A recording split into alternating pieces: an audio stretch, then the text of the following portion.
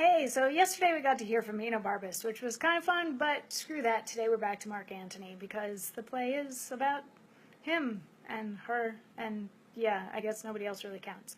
Anyway, so after Enobarbus sort of oddly, comically dies of perhaps grief in the last scene, we have a fantastic 9-line scene wherein Mark Antony is like, let's go fight Caesar by sea. And then we have an equally amazing 4-line scene where Caesar says, let's go fight Antony on land.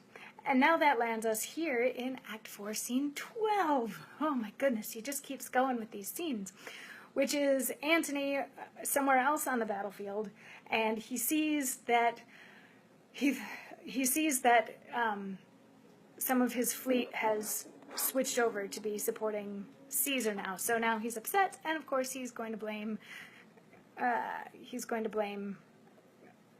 Cleo, because that's what he does. Anyway, and we're going to have a very brief cameo by Cleo today because she has exactly one line in this bit, and let's just get this done. So he sees that his fleet, and he comes back into the scene, and he says, all is lost. This foul Egyptian hath betrayed me. My fleet hath yielded to the foe, and yonder they cast their caps up and carouse together like friends long lost, triple-turned whore. 'Tis thou hast sold me to this novice, and my heart makes only wars on thee. Bid them all fly, for when I am revenged upon my charm, I have done all. Bid them all fly, be gone. Oh, son, thy uprise I shall see no more. Fortune and Antony part here. Even here, do we shake hands? I'll come to this. The hearts that panelled me at heels, whom I gave their best wishes, do discandy, melt their sweets on blossoming Caesar. And this pine is barked that o'ertopped them all, betrayed I am.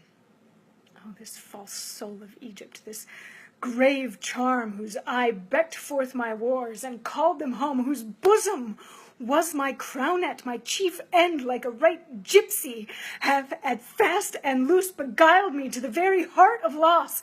What Eros, Eros! Ah, thou spell, avaunt! Why is my lord enraged against his love? Vanish, or I shall give thee thy deserving, and blemish Caesar's triumph. Let him take thee, and hoist thee up to the shouting plebeians. Follow his chariot like the greatest spot of all thy sex. Most monster-like be shown for poorest diminutives, for dolts, and let patient Octavia plough up thy visage with her prepared nails. 'Tis well thou art gone, if it be well to live, but better 'twere thou fell'st into my fury, for one death might have prevented many. Eros, ho! The shirt of Nicias is upon me. Teach me, Alcides, thou, mine ancestor, thy rage. Let me lodge like us on the horns of the moon, and with those hands that grasp the heaviest club subdue my worthiest self. The witch shall die. To the young Roman boy she hath sold me, and I fall under this plot. She dies for it. Eros, ho! And then the scene ends with Antony ready to go kill Cleo, because, yeah, I guess it is a really thin line between love and hate. But I also have to point out that between yesterday's disspunge and today's discandy, I have 2 new favorite words in the English language, and I hope to bring them into my everyday speech a little more often.